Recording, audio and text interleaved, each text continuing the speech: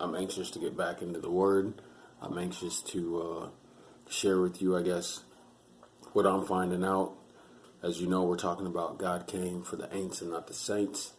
We're going to get into Romans 7 through 25. And it talks about sin. So in Romans 7 through 25, I'm going to read a few scriptures and then we can go from there. Struggling with sin. It says, what shall we say? It says, what shall we say then? Is the law sin? Certainly not. Indeed, I would not have known what sin was except through the law. For I would not have known what coveting really was if the law had not said, do not covet. But sin, seizing the opportunity afforded by the commandment, produced in me every kind of covetous desire. For apart from law, sin is dead. Once I was alive apart from the law, but when the commandment came, sin sprang to life and I died. I found that the very commandment that was intended to bring life actually brought death. It's talking about the law, the commandments. Verse 11, for sin, seizing the opportunity afforded by the commandment, deceived me, and through the commandment put me to death. So then the law is holy and the commandment is holy, righteous, and good. This is where it might get a little confusing, but I want you guys to read with me on this.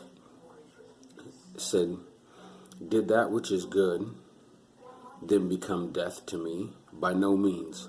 But in order that sin might be recognized as sin, it produced death in me through what was good, so that through the commandment sin might be utterly sinful. So through that commandment, that being spoken, he's saying that it was made that way so that we would know, and that sin would be utterly sinful. Like we would know. There was no question about it. 14 goes on to say, we know that the law is spiritual, but I am unspiritual, sold as a slave to sin. I do not understand what I do. For what I want to do, I do not do, but what I hate to do. And if I do what I do not want to do, I agree that the law is good. It's a little confusing. As it is no longer I, myself, who do it, but it is sin living in me. So it's no longer you, it's the sin. It's our sinful nature that is producing or causing us to sin. Adam and Eve came, there was no sin, then there was that separation in the garden. Satan came, tempted Eve. You guys know the story, so bear with me here. Okay, so as it is, no longer I myself who do it, but it is sin living in me. I know that nothing good lives in me, and that is in my sinful nature, for I have the desire to do what is good, but I cannot carry it out. For what I do is not the good I want to do. The evil I do not want to do, this I keep on doing. Now if I do what I do not want to do, it is no longer I who do it, but it is sin living in me that does it. It's pretty simple.